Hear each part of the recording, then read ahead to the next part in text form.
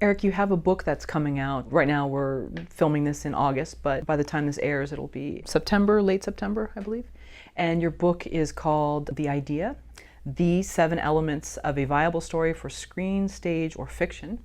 I'm curious what prompted you to write the book? Yeah, so I've been a screenwriter for like 25 years, and for the last about 10 years I've been teaching screenwriting. I've been working one-on-one with a lot of writers as like a consultant or coach.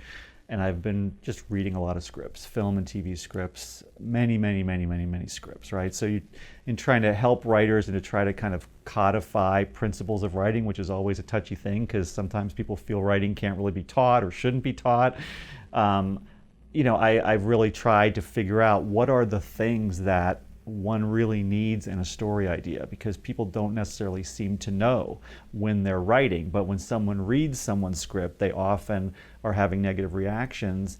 And what are the reasons for those reactions? I really made it my business to figure out like what are the sort of essential things that people are reacting to, not only when they read a script, but when they even hear the idea for a script. Because the reason the book's called The Idea is that I've really come to believe that the most important part of the process most writers bypass too quickly, which is selecting the idea and understanding what makes a viable idea. That is so important to the eventual success of any project. And I mean, that might seem obvious, but the average writer, myself included, tends to want to get to writing. They tend to want to just start structuring, outlining, and writing the script. So you pick an idea. You often don't vet the idea with professionals or friends or anyone. You just kind of like, I sort of like this idea. I think I'm going to write this. And then you go about writing it. Whereas in the industry, if you have a manager or an agent, what I've learned is they'll want you to run your ideas past them before you even start one. They don't want you to spend your time and energy on something that they don't think is viable in the marketplace to begin with. So if you're trying to write for that marketplace, if you're trying to get or maintain a manager and an agent and move forward, in like the Hollywood marketplace, what's going to happen to you is your representatives are going to shoot down a lot of your ideas, which has happened to me. And they're going to really stop you at the idea stage and want to hear the log line or the basic premise or pitch. So I, as a writer, having agents, had to live that lifestyle of I got to impress my agents first, right? Once I'm lucky enough to have one. As someone reading people's scripts as a kind of consultant or teacher, I now realize what my agents were thinking, because most of the things people bring to me, finished scripts, most of the notes that I have on their scripts are notes I would have had on the basic idea if they had just brought it to me when it was a log line or a 30-second pitch or a one-page synopsis, the kind of thing you'd put in a query. But most writers don't kind of realize that because they haven't vetted the idea with anyone. So I've been blogging for 5 to 10 years now, little tips and things, the little pieces of wisdom that I feel I've come up with having read all these scripts and seen the kind of things that I see writers doing. And the blog eventually led to the idea to do a book. And the book is about, let's focus on the idea. What makes a viable idea? It's not a book about the whole process of screenwriting. It's not about story structure per se. It's not about writing scenes. It's not about navigating the business, although all those things are touched on. It is exclusively about what makes a viable idea. And let's slow down, writers, and really work on getting the idea right before we write the script or even outline the script. So what makes a viable idea? So I came up with this little acronym of the word problem, because I feel that every story is really about a problem. And it's all about, when someone's reacting to your script or your pitch or your log line, what they're mostly thinking, consciously or not, is, okay, what's the problem at the center of the story? Does this problem sound really compelling and entertaining to watch? Is an audience going to care about this problem that this main character or these characters are trying to solve, whether it's film, television, or even commercial fiction or theater? I think the same kind of basic premises of how story and ideas for story work applies to all of them, which is why the title mentions stage and fiction. They're looking at what the problem is. What's the nature of the problem, or what's the nature of the goal for the main character, right? So I took problem and I created this acronym from the letters in the word problem. And the book is basically a presentation of these 7 elements that start with those 7 letters, and those are the elements that I think successful, commercially viable stories that would interest an agent, a manager, a producer, an editor, etc., tend to have. You want to hear what they are? Okay. So it's just quickly, and we can go deeper if you want. The problem at the center of the story needs to be punishing, relatable, original, believable, life-altering, entertaining, and meaningful. So some of those words I could have used different words, but they wouldn't fit the problem, so I kind of made it so they all lined up with those 7 letters. That's great. And did you, before sort of even formulating the idea for this book, no pun intended, go through other scripts and really hone in on what's the problem? Let's say some of the blockbusters or maybe even indie films. What really is the core of this problem, and then work backwards? Well, yeah, I do that all the time. It's just a natural thing. Whenever I'm watching anything, I am assessing what is the central, to me, that's what the story is. What's the central problem here? We could talk examples if you want, but pretty much any genre, it's about characters who are kind of punished usually as they're trying to resolve some situation. And so it's just become second nature to me to think in terms of what's the problem at the center of any TV series, TV episode, movie, story in general. And of course, when I look at someone's script or I just see the logline even, like I said, I'm looking at what's the problem here. And sometimes the logline doesn't even make the problem clear, or it focuses too much on the internal problem for the characters, because sometimes writers confuse like internal character arc with external problem. And great stories generally have both, but the external problem is kind of the part that people really want to know about when they are assessing your idea. It's like the external problem has to be really solid. The internal arc is a little more optional, but you've got to have that big external problem typically in a commercial type project. And so that's what I'm talking about more than the internal, what the character needs to learn and how they need to grow stuff, which is the arc or the theme or the flaw, you know, that kind of stuff. Sometimes we writers tend to focus a lot on that and make that drive all of our efforts. And what I've learned is it tends to be better to let that stuff stay a little flexible until you've gotten the sort of external problem worked out and even kind of structured out a bit, because sometimes your sense of what the theme is or what the character's growth should be will change and shift once you've really explored the external problem, the external challenge that they're, you know, every scene is typically about them grappling with and trying to resolve. I love that you've chosen the word punishing, whether it was just a coincidence because it starts with P, but because you're putting yourself in the protagonist's shoes, and it seems like if you're looking through life through the lens of that character, that it is a punishment. For, you know, that they are enduring things that are unfair to them. So I like that you've chosen that as, because it really is sort of the journey of it, of a character, to see it as, this is a punishment and I've got to prove that I'm innocent, kind of a thing. Thank you. Yeah, I mean, I think even in comedy series on television, one thing I often find myself reminding myself in my own projects and telling other writers that come to me and want feedback and stuff is that your characters should really be in hell and under siege pretty much all the time. Like, even if you watch a show like 30 Rock, I mean, these are slightly dated references now, but like Everybody Loves Raymond, but I could also talk about like Veep or Glow or a current series. If you really look at what's going on for the characters that we're following, it's basically they're suffering. They're under siege. They're in a sort of hell, and they're trying to get out of it pretty much every episode. For us as an audience, it's fun to watch. It's fun to watch their reactions to things and just sort of how their characters operate and interact in a comedy, in a drama or a thriller. It's fun in a different way for the audience. It's fun for us. It's never fun for them.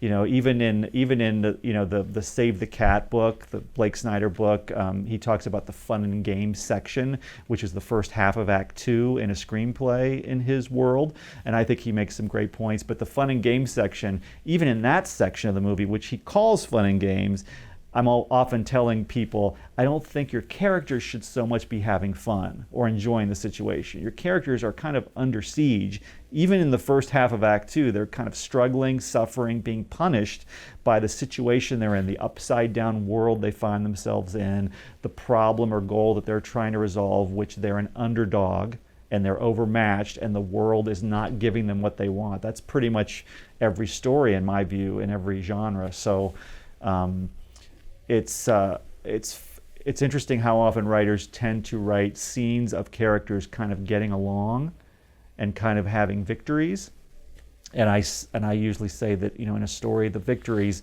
generally only come at the very end. If they come anywhere other than the very end, they're usually very short-lived and often overshadowed by the bigger problem that still demands resolution. Because what keeps the drama or the comedy moving is that sense of there's a problem, I'm trying to solve this problem. There's this goal, I'm trying to reach this goal. Problem and goal are kind of two sides of the same thing. Some stories, the goal is just to solve the problem.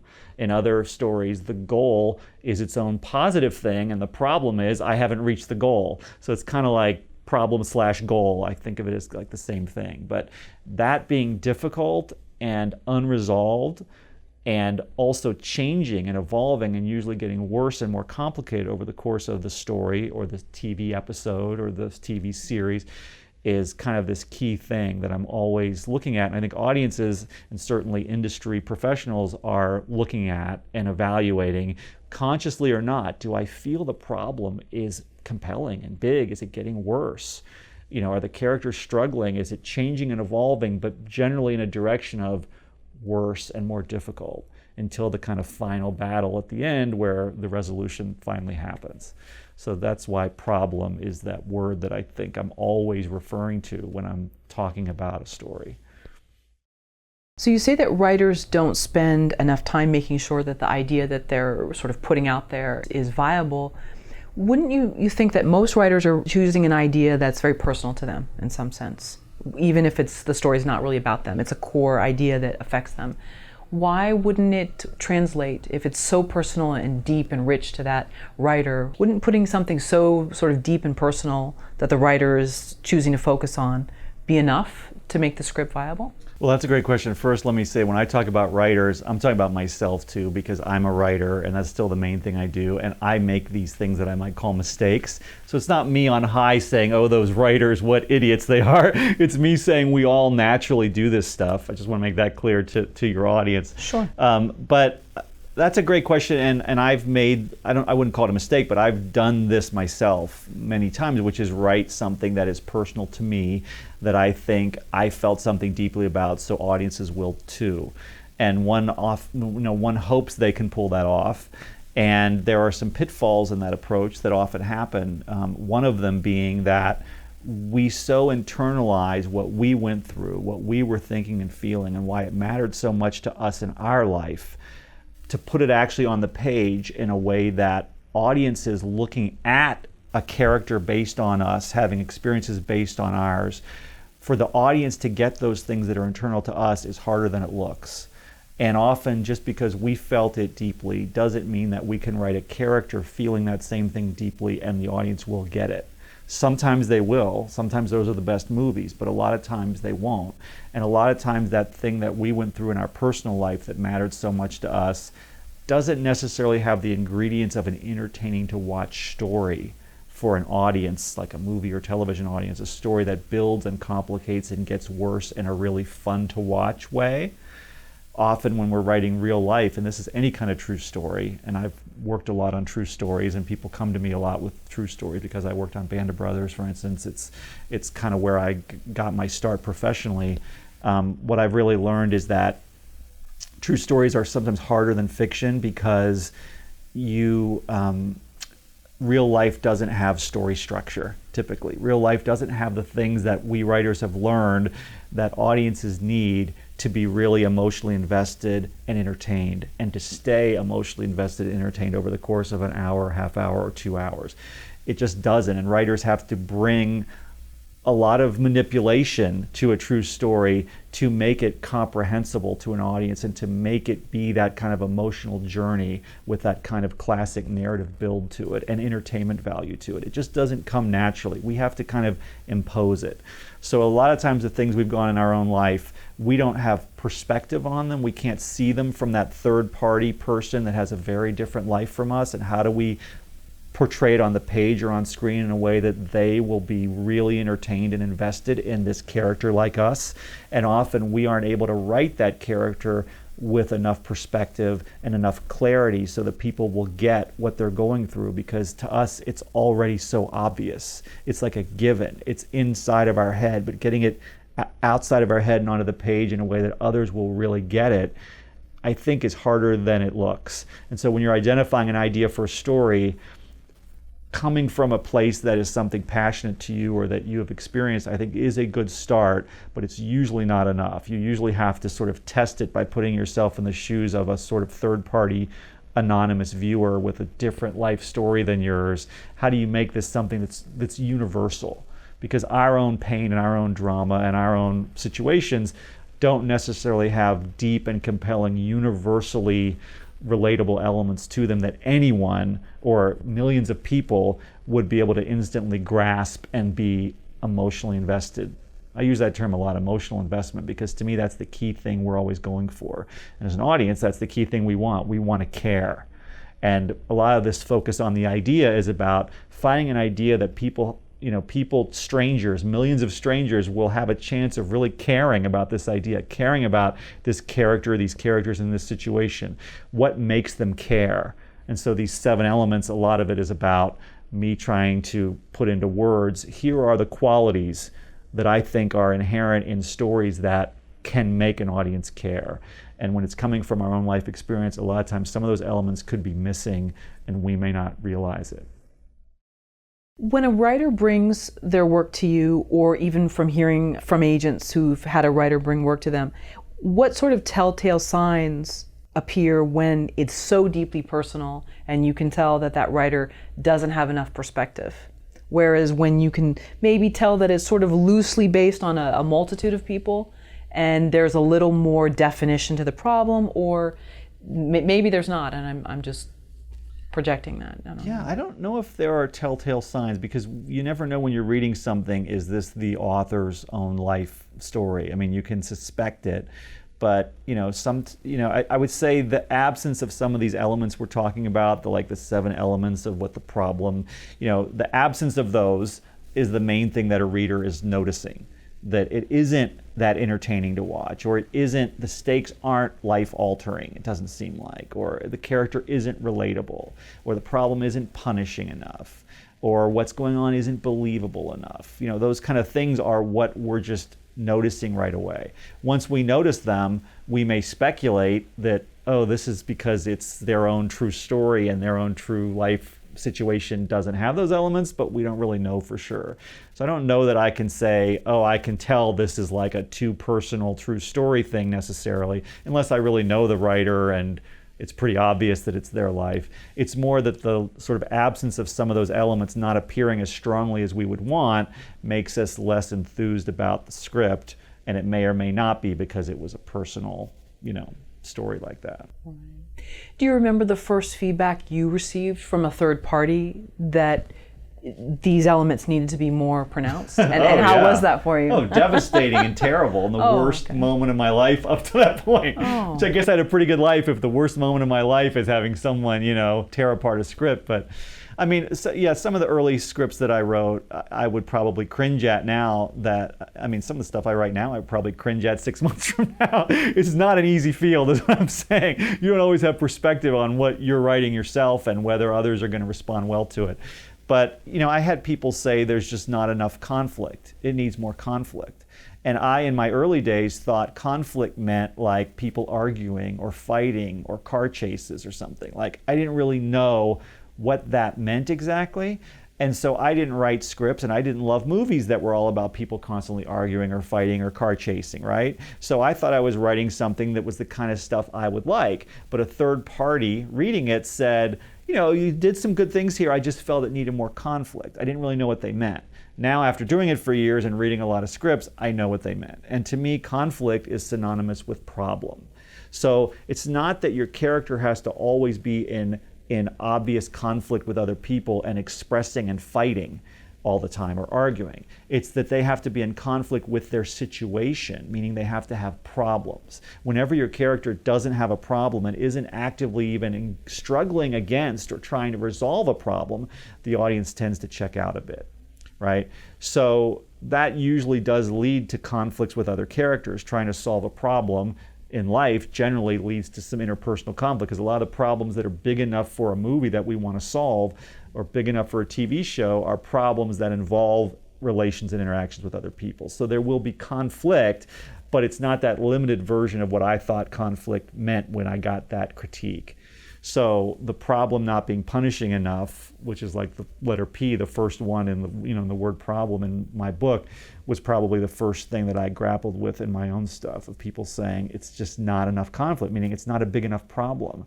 It's maybe not a life-altering enough problem, which is the L word, which is about the level of the stakes of the problem. Why does it matter that they solve this problem? Why does the audience care whether they solve it or not? Is it big enough, and is it relatable enough, which is the R word, where the audience is starting to feel like it's our problem too.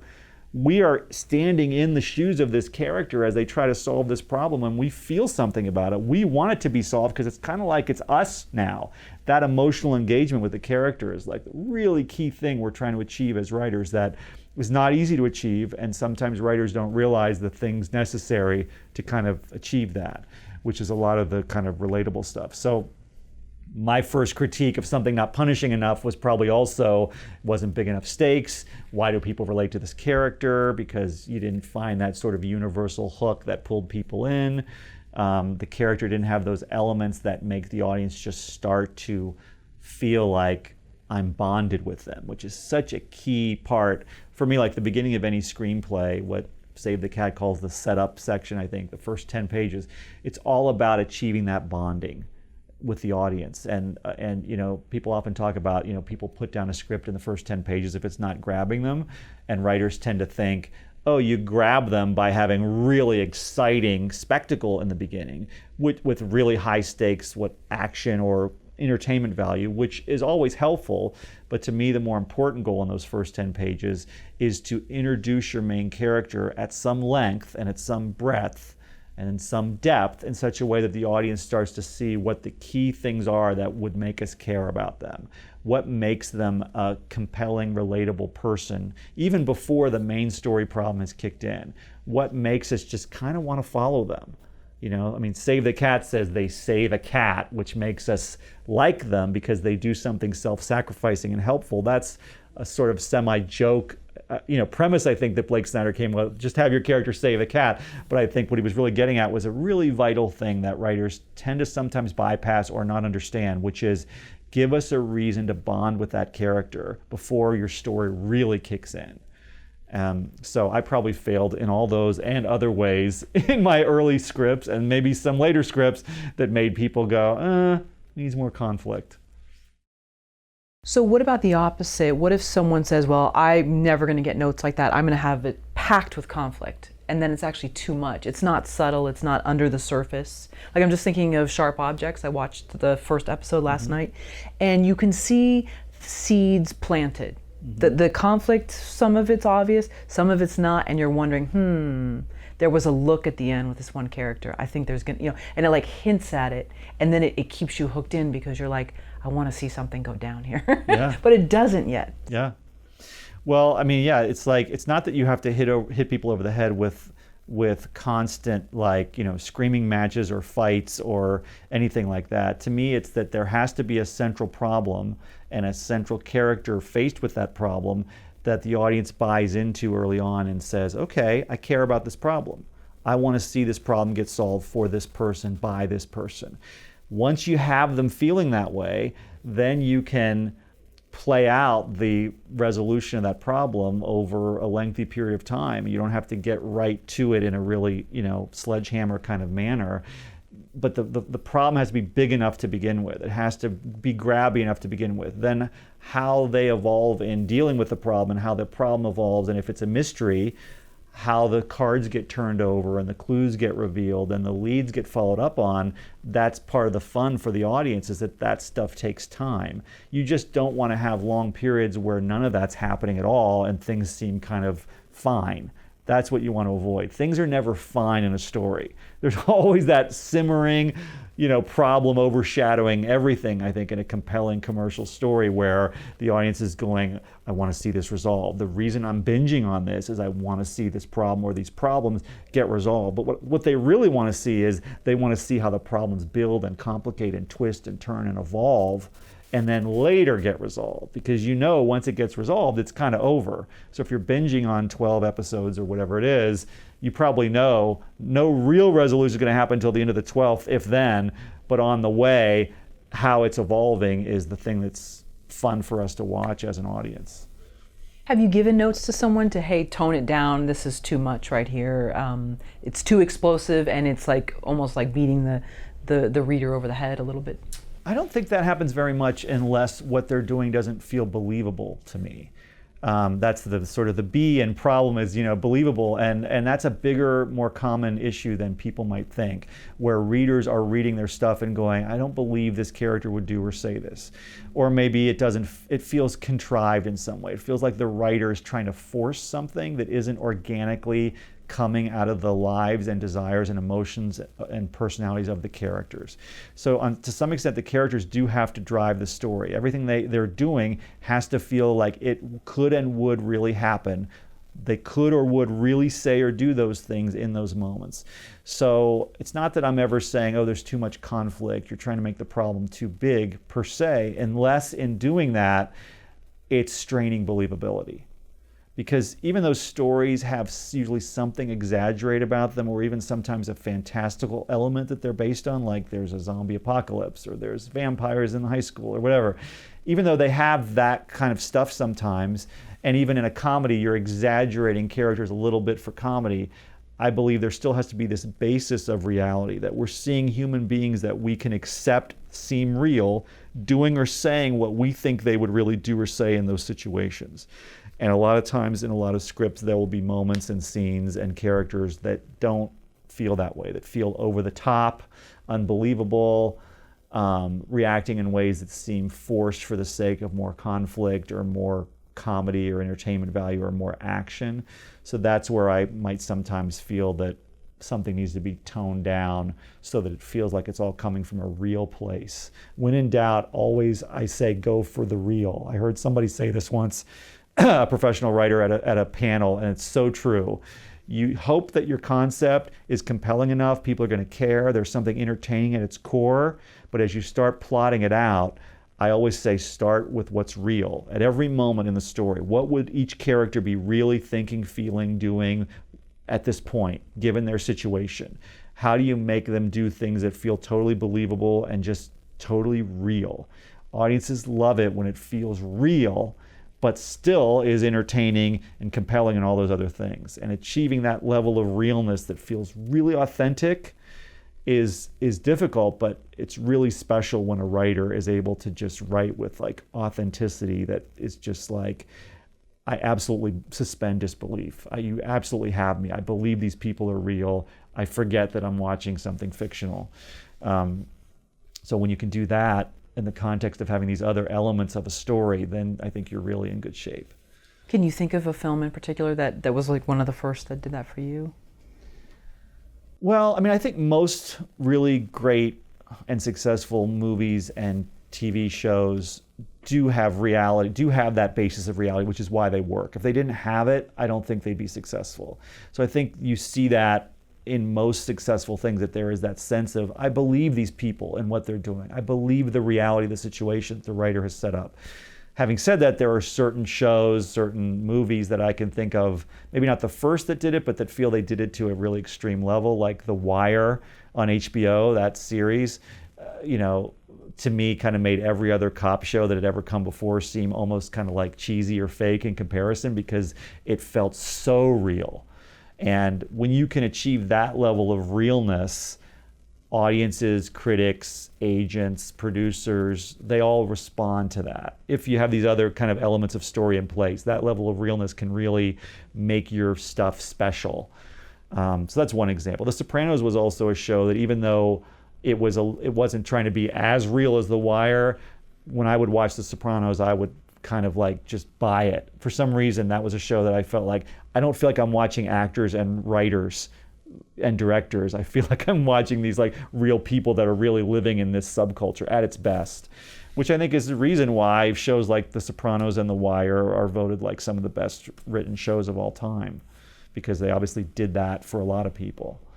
Or even Forrest Gump. I mean, I could think that is a real person, that if you go on Wikipedia, there he is, and he beat this person in ping pong, and I mean, it's believable enough, as wild of a ride as his life was, that could be a real person. There's just something about the writing and drawing you into this sort of innocent world. Yeah, I mean, I think you're right. I mean, it's a very opposite example where it's a very fanciful story, Sure. but somehow it convinces the audience for those 2 to 3 hours that this is a real thing, and nothing is making them go, okay, it's not real anymore. I mean, there are people that don't like the movie, but I don't think there's much that makes people just check out because it doesn't seem like it could be plausible. You know, the characters, once you establish who they are, they behave in ways that make sense based on who they are and what their psychology and their backstories are and what their current desires and situations are. And that's where it's like the writer, Eric Roth in this case, is going for the real, I think, is taking, you know, the situation, the people where they're at and saying, what is real to have happen next? And plus he's throwing in some very damaged supporting characters, you know, Jenny and Captain Dan and things like that around it. And so as perfect as Forrest might seem, and that he kind of just is always able to, you know, run through, no pun intended, sort of situations, he has some very sort of damaged people around them that are very real. And that part is also interesting. Yeah, I mean, I think if you look at Lieutenant Dan or Jenny in Forrest Gump, they are playing out their psychology, their family history, their wounds, their problems, their worst tragedies that have happened to them, and they feel like it's psychologically real. And that's what I mean when I say real, is it's like psychologically based on who they are. I think a writer of fiction kind of has to be a little bit of a psychologist, because you're saying, given this person's history and what they've been through, how would they be now? How would they react in this situation? How would they go about pursuing whatever they want in their lives? And, you know, it's going to vary greatly based on where they come from and what led them to this point. So, yeah, it's not easy to do that really well, but when you do, I think audiences respond by totally buying in and being compelled by this psychologically real feeling person that you're putting on screen or on the page. I'd love to hear your story in terms of, was there a certain film that made you want to be a writer, your choice in your college major? Yeah, when I was in high school, the film The World According to Garp had a big impact on me. It was about a writer whose mother was a nonfiction writer, and my mother was also a kind of aspiring nonfiction writer. Very different from that character, but still, that movie was the first movie that I was like, there's something that I related to in that movie that was different from any other movie I'd ever seen. It made me think about, you know, somebody wrote that, you know, which was a phrase the Writers Guild used in an ad campaign once to get respect for writers. Somebody wrote that. They had all these lines of dialogue on billboards, you know, don't forget a writer wrote that. An actor didn't just come up with that on the set. But anyway, The World According to Garp had an impact, and I think when I went to college, I knew I wanted to pursue something creative that involved writing, whether it was fiction or screenwriting or maybe even music. And so after a year or two, I settled in on becoming a film major and maybe trying to become like a writer-director, because a lot of my favorite movies at that time were writer-director movies, like, you know, Woody Allen movies of that era, like late 70s, early 80s. So I pursued being a film major in my undergraduate in Ohio, which is my home state, and got a 4-year degree, BFA in motion picture production, which of course guarantees you a job in the industry immediately when you show up with that. And then I decided I was going to move to Los Angeles and become an assistant, because I kind of knew, you know, that whole start in the William Morris mailroom kind of thing, that I knew that was a thing you could do. There were people that had moved out to LA from Dayton, Ohio, where I was from, before me, who'd gone to my film school before me, who had these kind of jobs working as assistants at the studios and stuff. So I decided that's going to be my path. I'm going to get it. My day job will be one of those kind of jobs where I'll be like a secretary, and I'll just be writing on the side. And so that's what I pursued, and was lucky enough to get into the Fox Studios kind of in-house temp pool, where somebody in the human resources department had all these temps that every day they would assign to these different jobs throughout the studio, where they needed somebody to fill in for a day or a week or a month or whatever, because some assistant was on maternity leave or out sick or had just left and they hadn't replaced them yet.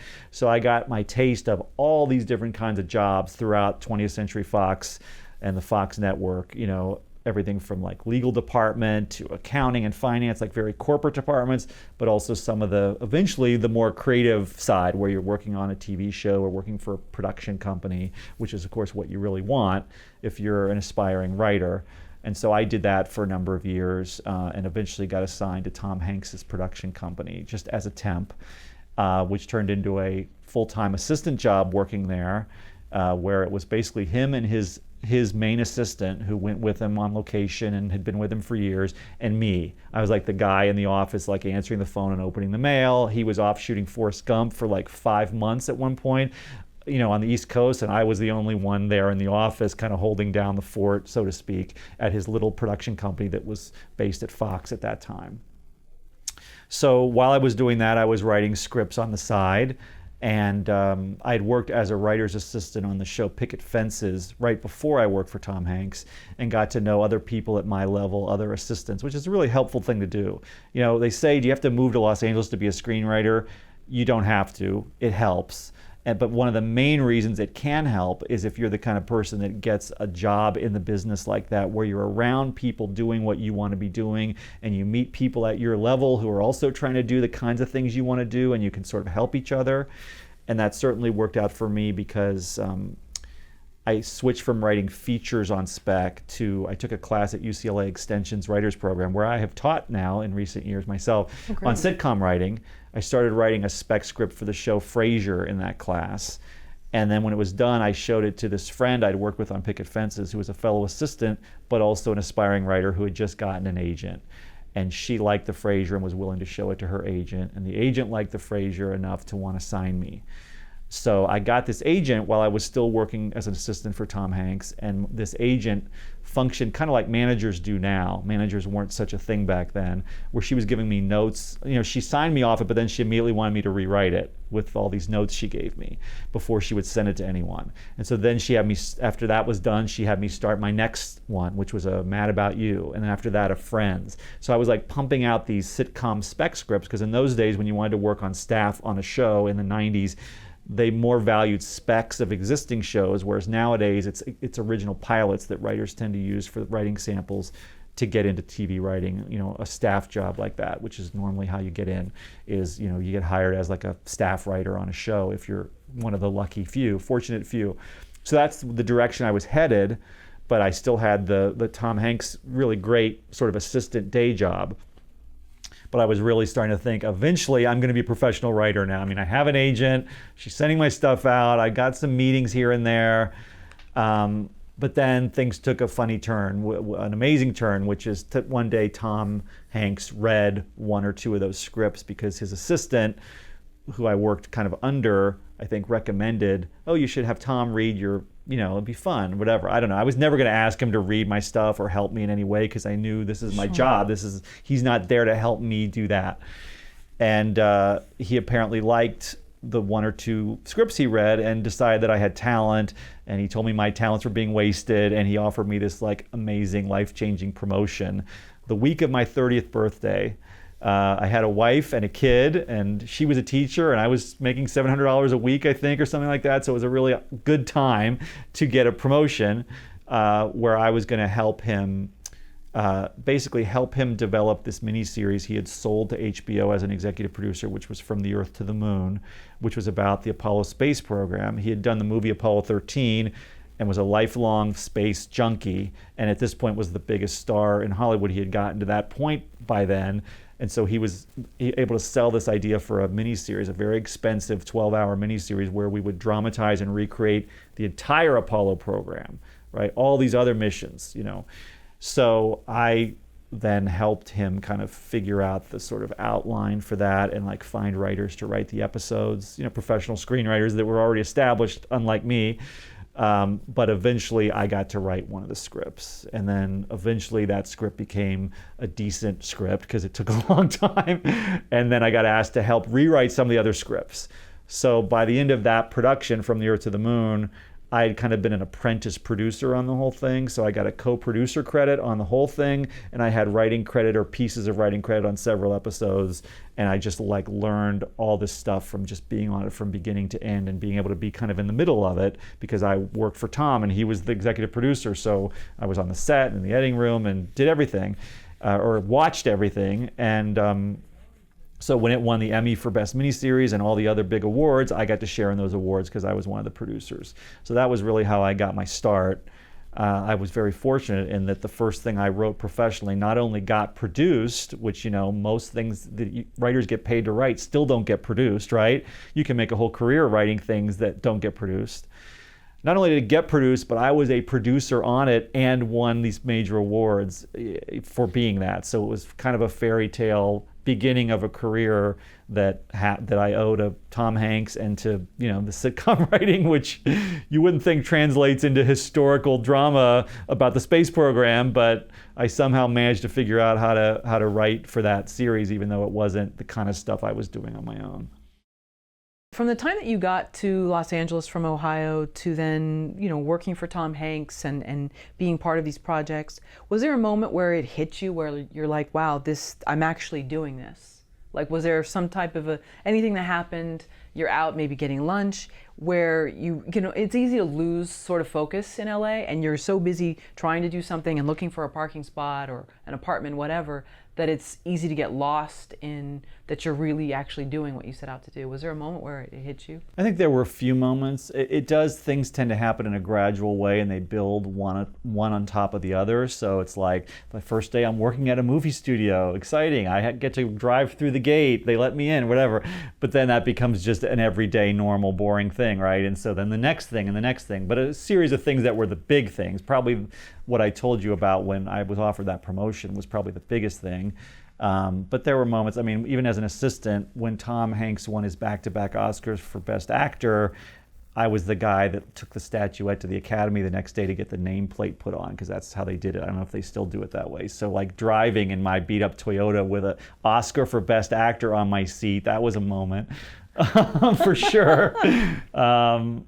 There was a moment during the filming of Band of Brothers where I got to ride on a private jet from London to LA with just Tom Hanks, Steven Spielberg, and me. We were the only 3 passengers on the jet. Oh, wow. And Steven was like showing Tom both of us these like Stanley Kubrick movies and giving commentary because he was close friends with Kubrick. You know, that was definitely, I mean, I was already like a sort of producer on the project and had meetings, and I'd worked with Tom for years by that point, but Steven was a new thing to be around him, and the two of them and just be us was definitely a moment that you know, 10 years later we'll be telling people on YouTube about, or 15 years, whatever it is. But yeah, there are a lot of those moments. I mean, I've got to meet and work with, you know, some very well-known, successful, great people, and got to be, you know,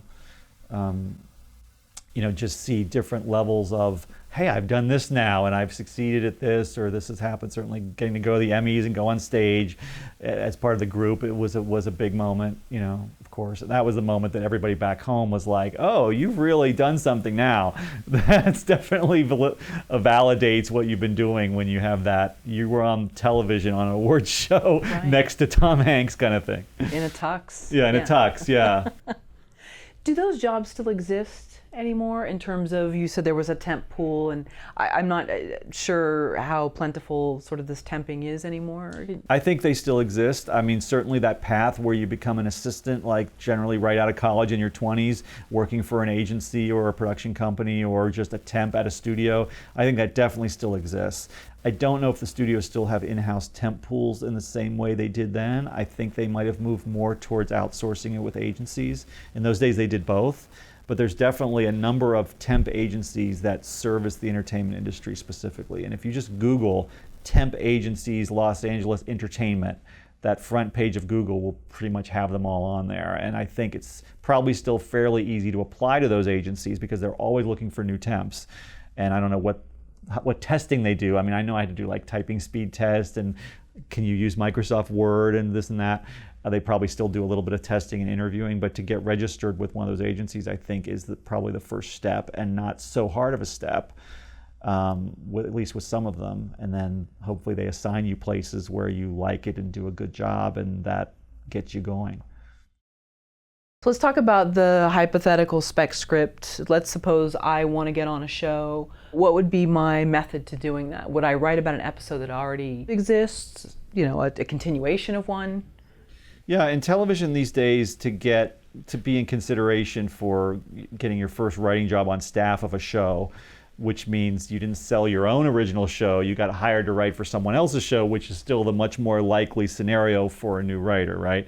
People are writing original pilots and hoping to sell them and get them, on in front of an audience, of course, and there's always a chance that could happen, but it's, of course, very rare. Today, people writing original pilots, within the industry, people that have managers and agents writing original pilots, if they don't already have a big track record writing for television or film and a lot of success, they're probably writing that as a writing sample to try and get a job on staff of a series. And what has changed in the 20 years since I was doing that is that back in the 90s and before, the traditional way to get hired on staff of a series was to write what they would call a spec episode of an existing show. Just some successful, relatively new show that people in the industry liked and respected. Like Seinfeld was the big show to do during its second season, is about the right time, where people are writing their own ideas for an original Seinfeld episode that hopefully reads like a really good episode of Seinfeld. Like you read the script and you go, this feels like it could be on that show. It would be a really good episode of that show. They capture the voices. It's very funny, et cetera, et cetera. Not easy to do really well. Easy to do mediocrely. Not easy to do well enough that people will go, wow. Which, of course, that's what you want when you're a screenwriter. It's to get that wow is rare and sought after, right? So back then, very few people wrote original pilots if they weren't already established because there was nothing to do with them. They weren't looking for original pilots as writing samples as much. They wanted to know that you could write in another writer's voice an episode of a show that already existed, which of course is what you would be doing if you got hired on staff. For some reason in the last 20 years, that has shifted a lot. What I've heard anecdotally is where in those days, 80% of it was specs of existing shows.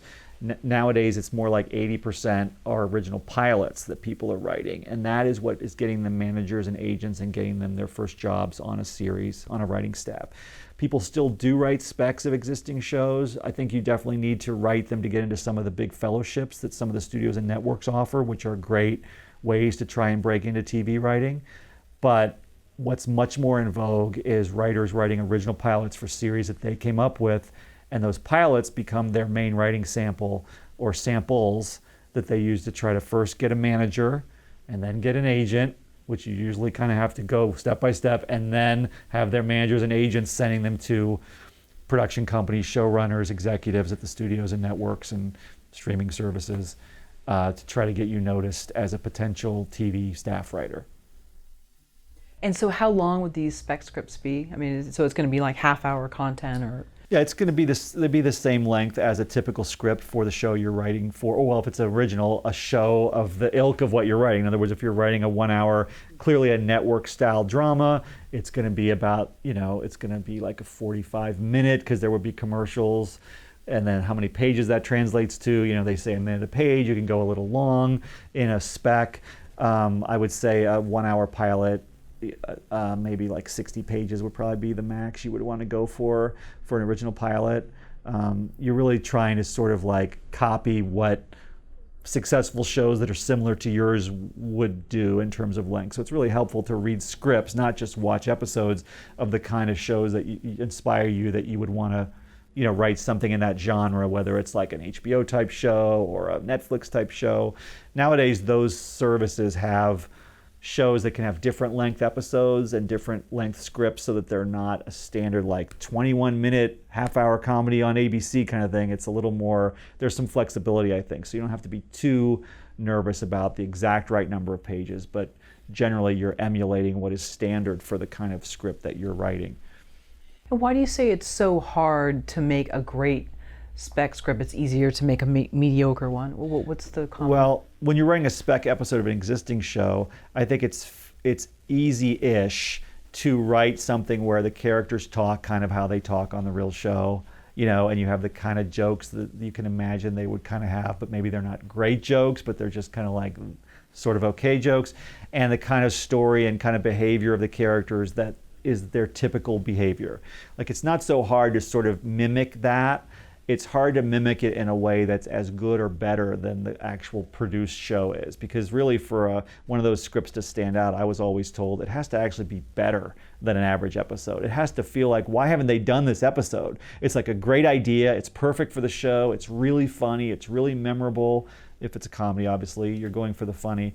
And that's just hard to do really well. It looks easy, which is why I try to do it. It looks easy to write a show that you know that's a good show, to come up with your own ideas for stories for an episode, but to do it on a level that someone would hire you based on it is not easy. And normally the show you wrote it for is not going to hire you. They're probably not even going to want to read it. They probably will be tougher on it than any other show would be because they know their show so well. And they probably aren't looking for writers because they're already on the air and a hit. So typically when you're breaking into television, you're breaking in with a staff writing job on a brand new show that no one's ever seen before. You may not even love the show, but it's where they offered you a job based on reading your stuff. And it may be a show that gets canceled in its first season because most of them do, but that's kind of like the life of a what they call a baby writer, a writer breaking into television and working on staff.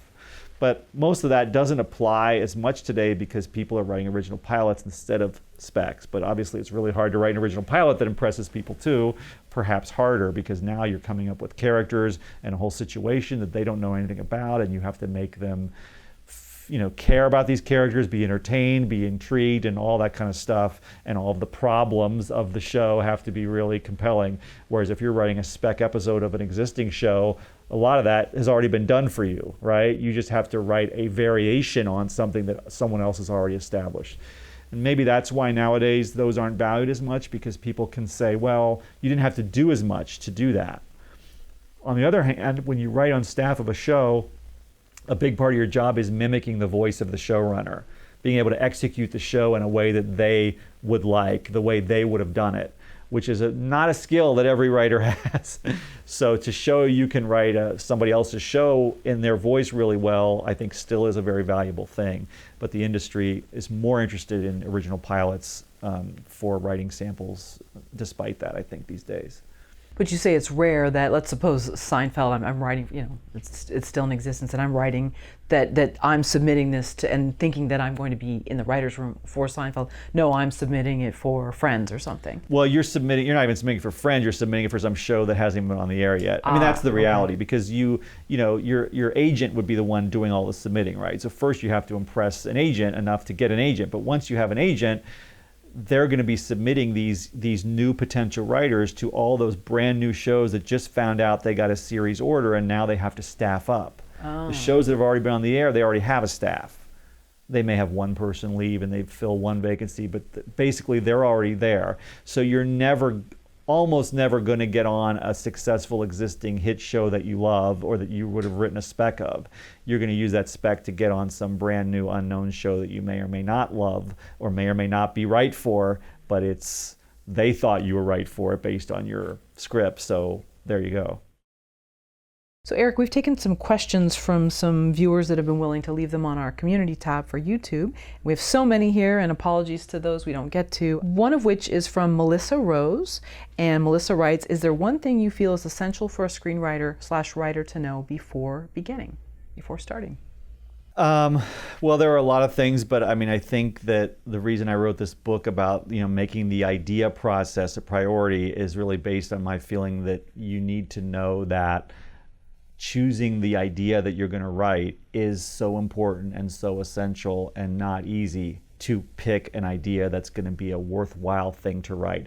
Worthwhile meaning it would have a chance at moving you forward in the industry. It's always worthwhile to write and have the experience perhaps for yourself and your own learning and growth, but from a commercially marketable, can move my career forward standpoint, to me probably the most important thing, which is why I wrote this book about this, is to understand what the elements are of a viable story idea, and to make coming up with one your main priority, and take the time and get the feedback necessary on your just ideas before you launch into 6 months or a year or even several years writing and rewriting a script, because you can write and rewrite a script endless times but to make it somewhat better. But if it's based on an idea that really was always going to have a tough time moving forward no matter how you execute it, a manager and agent would call that somewhat wasted time. So that's probably my first obvious self-serving answer based on my book being about that.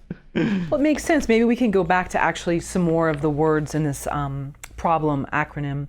So original, we hear so much of that. It's got to really have this writer's voice and all that, and got to be this fresh sort of, but hasn't so much already been done? It seems like it'd be very challenging today to have something quote unquote original.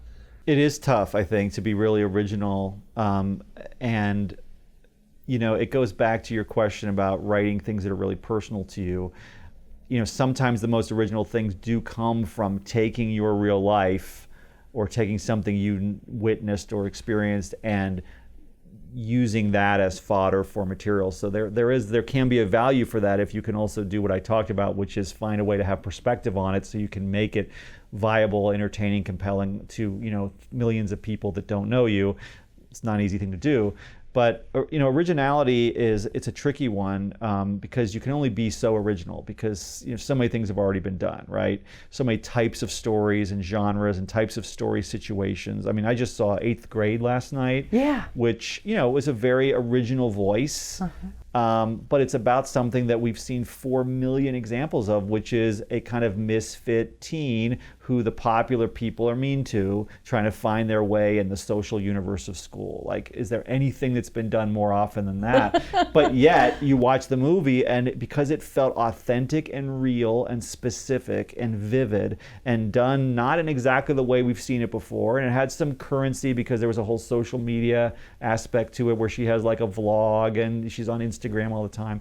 It feels like it's very much about that problem for today's 8th graders in a certain setting. So you update it, you make it current, you make it specific. I think that's the thing. It's not that it has to be an idea that is so out there and different and special, because sometimes that can be a trap. If you try to be too original, sometimes you end up writing things that are contrived or hard to believe or hard to understand because your focus is on it has to be different from everything else. When a writer focuses too much on originality, I wrote in this book, sometimes they're doing it at the expense of these other important elements of what makes a viable story idea. Like it may not be as compelling or as entertaining or as relatable or these other things because they're mainly focused on, but no one's ever seen it before. Doesn't matter though if no one's ever seen it before if it doesn't grab the audience or the reader in the ways that great stories always have. So you always have to balance the need for originality with those other elements. That being said, you're right that an original voice is highly valued in a new writer. But it's like finding a way to have that original, I think authentic's a better word, that authenticity where things feel so real, so believable, but so like well observed and unique. And we haven't seen it quite this way before because something in this writer's way of seeing the world and people came up with this version of it that is very memorable, even if it's within the context of something that is somewhat familiar. Like if you look at Napoleon Dynamite in its day, kind of the same thing. Very original voice, but it's about an awkward teen who doesn't fit in and people, push him into lockers, kind of thing. But when you watch it, you're mainly focused on the authenticity, the originality of it, not noticing that this is a story form or a genre or a type of story problem that we've seen endless variations on before. So it's kind of like you're taking something that's been done in terms of a genre usually, but you're putting a very fresh, unique, current, specific spin on it. Right, I'm thinking of Pretty in Pink. Yeah. So that first sort of, our generation, that was sort of the Misfits movie, especially female character. And just, would that still work today? But yeah, you add in the vlogging element. And I haven't seen 8th Grade, that's on my list. But something where, she's in this sort of town and she sees like the sort of the soch, and I know soch isn't really used these days, but and sort of that looking up and looking to aspire, and so I think anybody can relate to that. That's a universal thing. But yeah, you throw in the vlogging element, the social media, but yeah, the sort of the high school party that everybody cringes at, you go to and hope to be noticed, but they don't really see you and you sort of blend into the background type of a thing.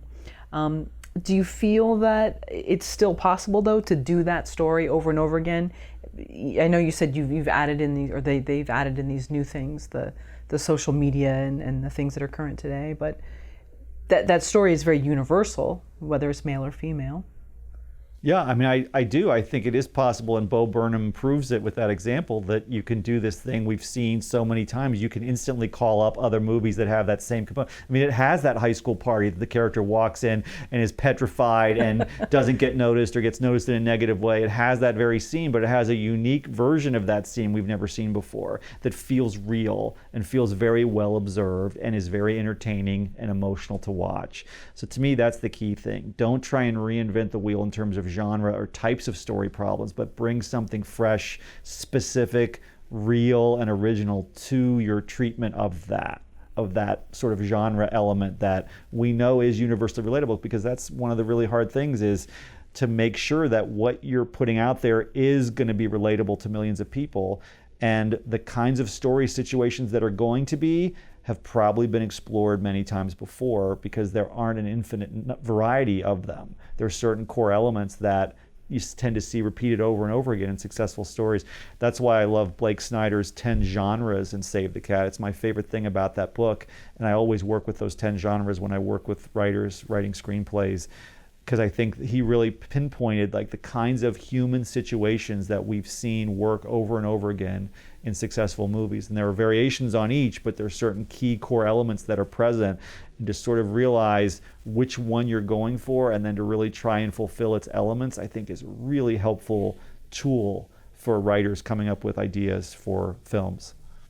Well, so the last letter in your acronym for problem is meaningful. So taking, let's say, 8th grade or Napoleon Dynamite or Pretty in Pink or whatever in that sort of that high school, not fitting in genre, what's the meaning that a movie like that could give? Because you could just see it as, well, it's just, hey, everybody had it tough in high school. It doesn't matter if you were popular. It doesn't matter if you were bullied. Everybody had it tough in some degree. So where's the meaning in that? So I think if you walk away going, what, everyone had it tough in high school, what's the big deal? That means that movie didn't affect you very much and it probably wasn't meaningful to you, right? So meaningful to me is when we talk about like theme and what's a movie really about underneath its surface plot. What's the message or what's the underlying issue being explored or issues, and also what the audience takes home with them. Do they feel impacted by it? Do they feel it had some meaning to their own lives, as opposed to I just watch these people have this thing happen and I sort of forget about it the next moment, or it doesn't really, nothing that I saw feels like it impacts me and my view of the world and people at all. It's just a fictional story, and when it's over, it's very forgettable. So meaningful in some ways is the most optional of these 7 elements that I put in the book, because certain movies, like let's say Transformers or something, don't necessarily need to be so meaningful and have such a strong theme like that. And I'm not dissing Transformers or saying that it doesn't have any theme or meaning, but certain kinds of movies, if they're so entertaining and they have such a punishing problem that is relatable enough to a universal audience, which when you have life or death stakes, you usually have that one covered. Life-altering stakes. What's the other one? Original and believable. If it's executed in ways that do all those things, you could have a hit movie on your hands, even if it isn't that meaningful. But what most writers trying to break in are trying to do are movies that do have a lot of meaning, because that's often what writers are most attracted to, is the theme and the character arc and that kind of stuff that tends to give something meaning. I also think we talked about the originality and the whole executing something in a brand new way that feels very specific and well observed and real. That helps give it meaning to people, because if they feel like they're just watching this contrived thing that was just there to entertain them, but nothing about it felt real or felt like, oh, in my life and my kids or my memory of childhood, I went through that, or it like touches me, then it's not going to be meaningful to them. So meaningful is maybe the most optional and the final one of the 7 to consider, but it can be the most important one in the end that like puts you over the top. Because if your script makes people really feel something and almost makes them think about their own lives in some way, even a hardened professional reader in the industry, if it really makes them feel like I didn't just watch these remote people, but I connected, and it feels like it explored something about the human condition that's relevant to me and to everyone, that's really powerful. We'll go back to another viewer-submitted question, and this is from Wicked West Films. Nice name, by the way. What advice would you give to a writer to make their stories stronger with more depth and meaning? Well, we kind of just talked about meaning a little bit, and Yeah, well, I mean, it's going to sound kind of facile, but it's kind of like these 7 elements to really understand and explore each of them and try to like hit each of those is what makes things powerful. Like when you make sure that what you're writing is a punishing problem, it is relatable, universally relatable situation for your characters. There is something original, something believable. The stakes are life-altering for the characters.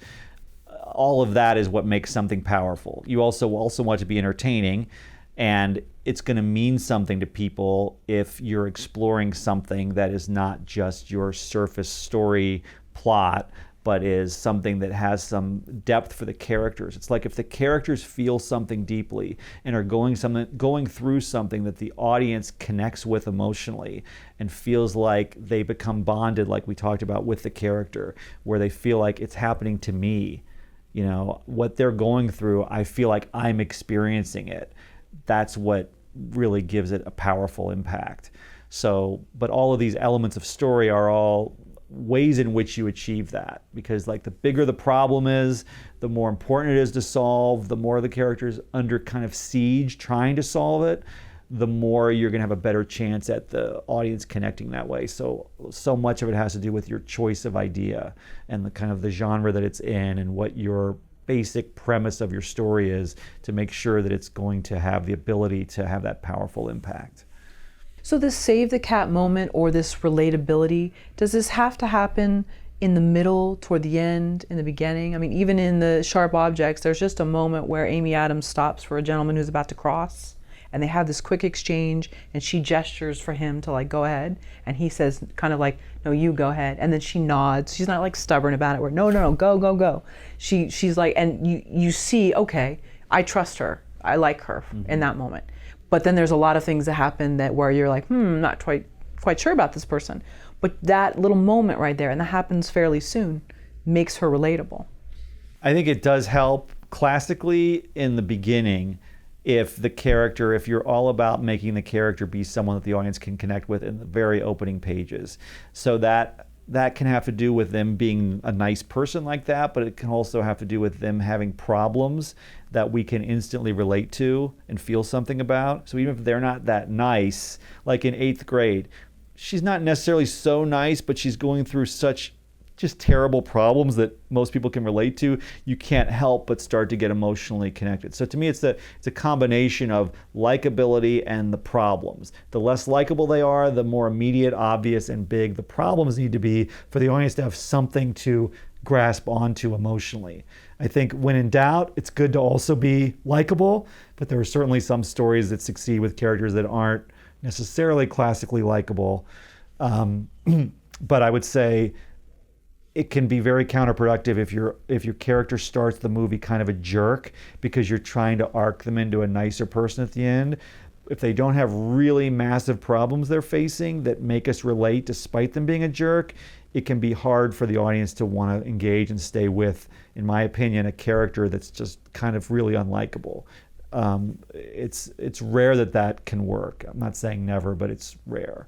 And I do see a lot of scripts where that's the choice the writer made to make the character unlikable in the beginning because they're so focused on character arc. But it can undermine the story if they're so unlikable that we have no reason as an audience to really want to stay with them. It's not as easy to get an audience to want to join you on that character's journey as you might think. You kind of have to make them want to, I think. So establish that fairly early. I think, yeah. Interesting. Okay, because the first impressions count kind of yes. thing. Interesting. So we have another viewer submitted question from Leo. Hi, Leo. How would an inexperienced writer enjoy writing if their writing skills aren't spectacular, but they love the idea they have? How do they not get discouraged and lose motivation afterward? Well, that's a definite challenge for all writers, is getting discouraged and losing motivation. It's really a mental or psychological game to stay with it in the face of maybe other people not being excited about the stuff that you've written, which I think all writers go through. I certainly have gone through and still go through at times with stuff that I am writing. So you do have to, it's this weird combination of following your passion and your beliefs and your instincts and what's interesting to you, while also listening to sort of feedback and guidance about what makes something a compelling story for others. Now, some people, I suppose, can enjoy writing and not care that anyone else ever gets it or likes it. And in that case, you don't have such a problem, because I'm writing because I enjoy it. I don't necessarily even show it to other people. But most writers don't want to just do that. They want it to show it to others and have others like it. Well, that's where it's out of our control suddenly, because others are not us, right? So it's easy once others don't respond well to get discouraged. But the reality is, every script that anyone has ever written probably didn't impress many people on its journey to wherever it got to. In other words, it's just hard to write something, rare to write something that people are going to give you the reaction that you wanted from it. For most people starting out, that's an elusive thing to get to that place. So it's kind of like you have to have this kind of almost Zen approach of, I'm just doing this anyway. I'm learning and growing, and I'm going to get there. And not let anybody's criticism derail you from that intense focus on, this is what I want to do, and I'm going to continue to follow my voice, but my voice or my instincts are going to change somewhat when I study the craft and when I get feedback from others, and I just look to make that feedback useful as opposed to devastating. What is the thing that maybe is missing for people in my work based on the feedback I'm getting, and can I wrap my head around what's missing and why, and apply that understanding to either the next draft or the next thing I write. For most people, it takes many scripts over many years to get to the point where you have a chance at the stuff you're writing really being successful with others who might matter to you. So I think just also knowing that every writer goes through that. And there's this book called The War of Art by Stephen Pressfield that's a great one for this, because he really talks about how a part of us is afraid and resistant to just doing whatever it is we said we wanted to do, and we'll use any excuse to not do it, including others' criticism or our own self-criticism. And it's kind of like, to be productive and to stay with it, you just have to sort of push all that aside and just continue going and turn the criticism into something productive instead of letting it get you down, including your own self-criticism, which is really the hardest thing, I think, is to be able to kind of put that aside, use it when you need to critique and analyze your work, but not always be in the critical mode. Because if you're in the critical mode, you're not in the creative mode. It's kind of like you have to switch one off to get to the other. The creative mode is a more loose, free, open, relaxed, trusting mode where ideas just sort of come. But if you're in that mode of what's wrong with it, and what do other people say is wrong with it, and what do I think is wrong with me, ideas generally don't come that are good ideas in that state. So you almost have to work on managing your own emotional state and your own viewpoint in order to be able to get to your best material. I know I've mentioned this before, but in adaptation, the two Nicolas Cage, Charlie Kaufman, and just the one that's just invents lightning, and the other one that just overthinks everything, and how paralyzing that is. Yeah. So. Yeah, Donald Kaufman, the brother, may not be writing the greatest material, but he's got a positive attitude toward himself and others that is infectious and leads to a lot of ideas coming, that do end up being successful in the context of that movie. Right, but I mean, it's a great, because we've seen that so many times in life where that really, it's the self-fulfilling prophecy in either direction. And I think writers are especially prone, because they're always in their heads and they're overthinking things. That's the nature of why they're writers in some sense. I agree. But it also can really handicap them in a lot of ways. So do you remember when you sort of let up on yourself, even if you still deal with, we all do, seeing ourselves, whether it's, on tape or whatever, is always sort of a cringeworthy moment for everybody, I think. But do you remember when you sort of were able to come to more of a Zen place with that? It's an everyday practice. Every day is a challenge to feel like, to sort of put on the right mindset to be creative and to be sort of allowing and trusting and letting go and not being too self-critical.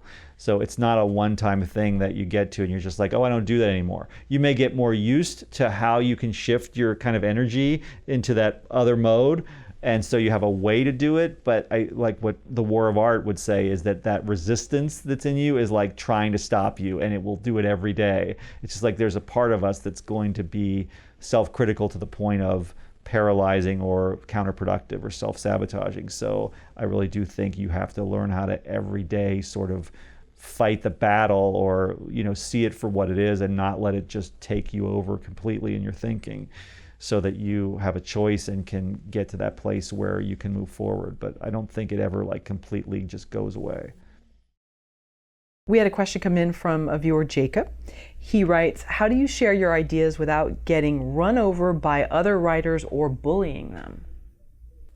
Without getting run over by them or bullying them? How do you share your ideas? Yeah, I'm assuming that it would mean, like people kind of poking holes in your idea and allowing them maybe to sway you from your voice. And I'm just assuming, sorry, Jacob. That's the tricky part. Yeah, I mean, you can't avoid, pick who you share it with wisely, and pick the time that you share it and the reason why you're sharing it and what you're looking for from sharing it and what you tell them you're looking for when you share it. But even if you do all those things, other people are out of our control, and they might come back to you with opinions and reactions that are very, unhelpful to you or emotionally discouraging or devastating to you, and you may not be able to avoid that. You can certainly work on handling your own reactions, but you can't control what they're going to say, much as you might try.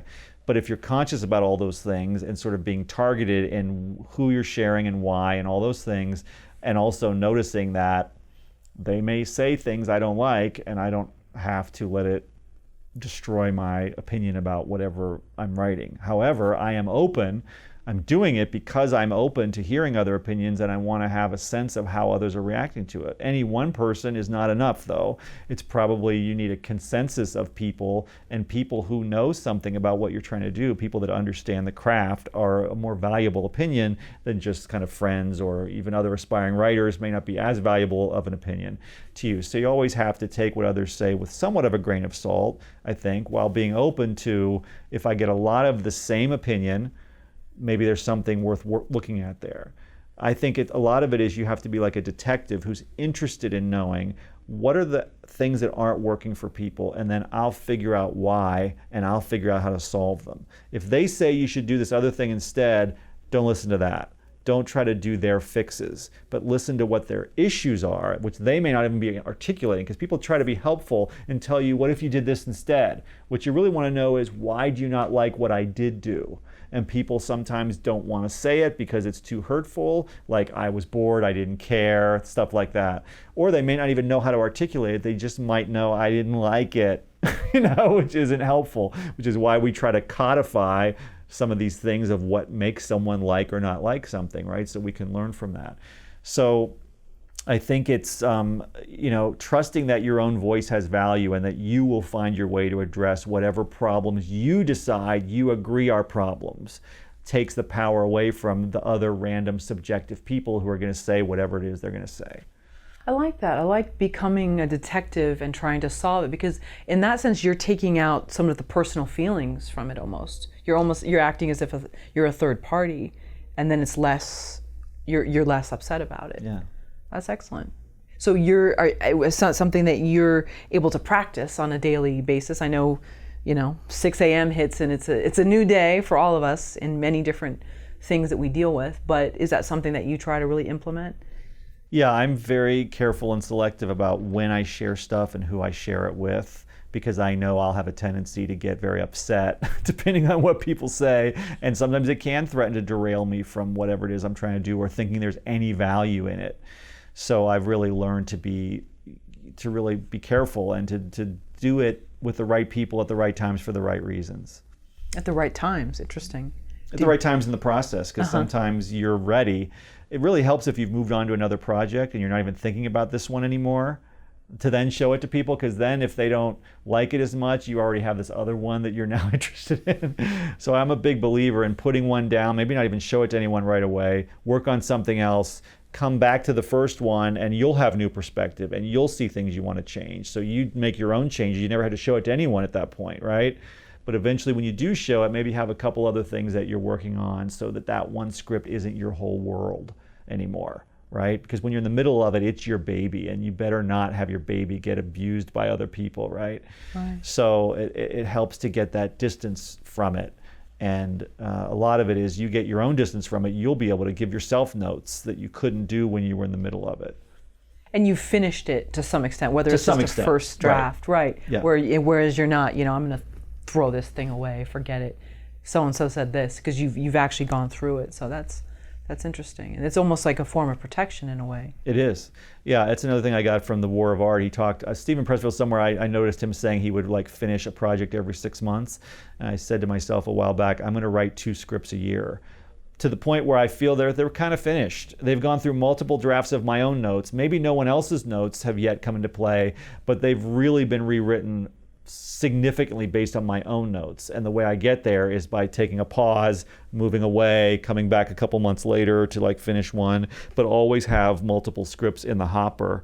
So some are done, some are semi-done, some you've just started, and so it becomes a little more of a factory as opposed to I have this one project I've been working on for 3 years and it's all I ever think about every day, and if someone doesn't like it, I'm devastated. That is not the most helpful way to go, and I've done that.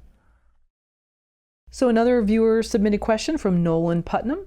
What's the most helpful habit you've created in regards to screenwriting that's allowed you to become a professional? That's a great question. Is there one habit that's been the most helpful? Probably we've talked about most of them.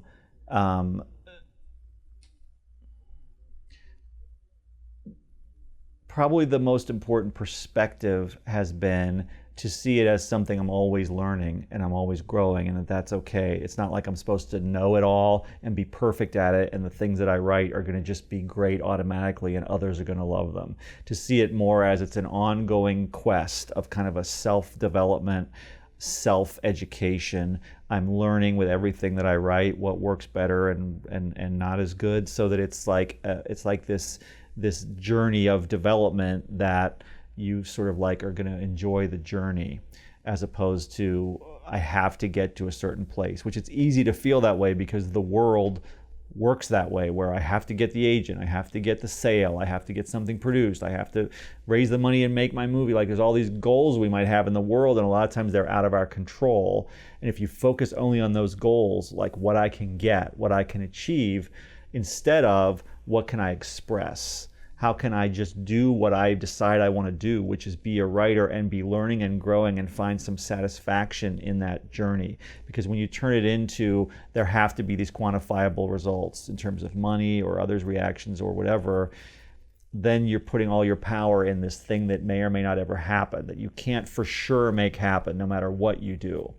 So I think that attitude, it might seem counterproductive because it's like, well, to be successful, you want to, professional, you want to focus on the professional goals, right? Well, you do to some extent, and you are open to feedback, and you are you are educating yourself. I didn't say just go in a hole and just do what you want to do and shut the outside world out. I'm saying engage with the world, with feedback, with education, with trying to understand and get better. So it's growth, but making it a positive growth for yourself that is about making me better and making my writing better, not making my results better. Because when you focus on how do I give more, how do I write something that's really going to impact people more, how do I do that, how do I figure out how to do it, how do I get better at it, you're then about giving to other people. And you will achieve success, I believe, more when you succeed at giving more. You will get more automatically, as opposed to how do I get the success? How do I get the breaks? How do I get the right person to read it? How do I get people to like it? It's more, how do I create something so wonderful that people will just automatically like it? I'm not even concerning myself with that. So it's like taking the power into your own hands and being about how you can improve your stuff and yourself as a writer. Having that approach, I think, is a stronger, healthier approach that's going to lead to success more than if you do it the other way. Yeah, that's amazing, because I mean, especially too, if you do live here in Los Angeles, which you said that you don't necessarily have to, but it definitely helps. You're bombarded every second with reminders, whether it's billboards or someone going by you, of somebody else that's higher up on the proverbial sort of food chain, and it's kind of thrown in our face, and it's really wonderful to think of the unplugging from that, because that's almost the anti sort of culture here. And then, I mean, was that something that was always a part of your makeup, or you had to learn? Oh no, I have to learn. I mean, it's like an everyday practice, that thing again. Right. An everyday practice of being I'm just about the purity of expression and growth and learning and improving, as opposed to how do I get the result that I want from others. It's because we don't naturally do it that way. We have to sort of like decide that's how I'm going to approach this instead. Right, and I guess too, in the last few years, and not to get too morbid, but we've seen people who have achieved tremendous success obviously not be happy. And then you have to ask yourself, well, then why am I doing this? Yeah. You know, and it has to be essentially, and as sort of, you know, follow your bliss as it sounds, you know, sort of bumper sticker on the back. It has to be about that, because, you know, we do see so many people that have achieved these amazing results, and the end result for them showed that it wasn't enough. I do think it really is about making the daily practice, journey, writing, whatever, enjoyable. Being at peace, enjoying what you're doing each day, finding a way to make it that way so that the journey is a positive journey and not be so caught up in the destination. Because if you enjoy what you're doing, you're going to do it more, you're going to do it better, you're going to want to learn more, but it comes from a certain level of confidence and trust that what you're doing is worthwhile.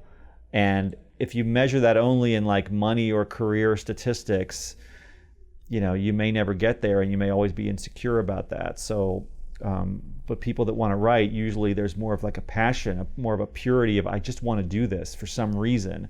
And so if you can really hold to that, as opposed to thinking that what the results are of doing it is what matters so much, you probably have a better time doing it. You'll be happier, you'll be more productive and prolific, and the results usually actually will follow from that. And just real quickly, before you chose your major for film and television, what was your goal before that? What was your major? When I first started college, I experimented with being an English major and, you know, thinking of writing fiction, poetry. I experimented with being a music major briefly, but I pretty quickly, you know, I took some of the introductory film classes, and I realized this was the medium that I really wanted to try to write for. Right. And you said just that festivals really aren't about the laurels. I think I heard you say in another interview. I thought that was actually beautifully put, but maybe, I don't know, maybe you didn't say it. I don't think I said it, but that's probably true. Okay, okay. Let's say you didn't say it, but that goes back to what we're talking about. The end result, you know, is not really what it should be about. And I know it's easy to theorize that and say these things, and then we all have to kind of live in a reality that is life, and you're competing with people all the time, and that's something that happens in preschool and it happens in adulthood. But to really have something that we get from it that's more than an accolade, I think do you think that's what keeps you going in terms of why you continue with it? I'm not sure what keeps me going, to be honest. I mean, I think that I keep going like most writers because it's just like what I do. It's what I've decided I do, what I want to do, and I'm engaged with the challenge of getting better and writing things that really fulfill why I wanted to be a writer, that are the kinds of things I loved that I wanted to create more of in the world. And yes, part of that is, well, to get it out in the world, I'm going to need other people to help me do that and finance it or whatever. But it's kind of like I haven't achieved yet what I wanted to achieve, even though I've worked on some big things and won awards and made a living as a writer and stuff. There's a lot of the kinds of projects that I always got into this because I wanted to do, that I still want to do those, and there will probably always be more of those. So I think there's just this desire to create and express that never seems to quite go away, and it's also just a chosen field and a career at this point, so it keeps me going because it's just the path that I'm on and have chosen and have no reason to unchoose. Yeah, I mean, I could say the same for Film Courage, and it'd be great to have videos get this amount of views, but at the end of the day, it has to be about, the conversation, like today's conversation, and that's worth it for us. That's what we do this for. So I could see, even though I'm not a screenwriter, you know, how it has to be, there has to be something else aside from, you know, well, we're hoping Erik's video gets, you know, millions of views or whatever. It has to be that the process of it was enjoyable, which it has been. So Amen. thank you. Glad to hear it. Yeah. Great way to For end. me as well. Yeah.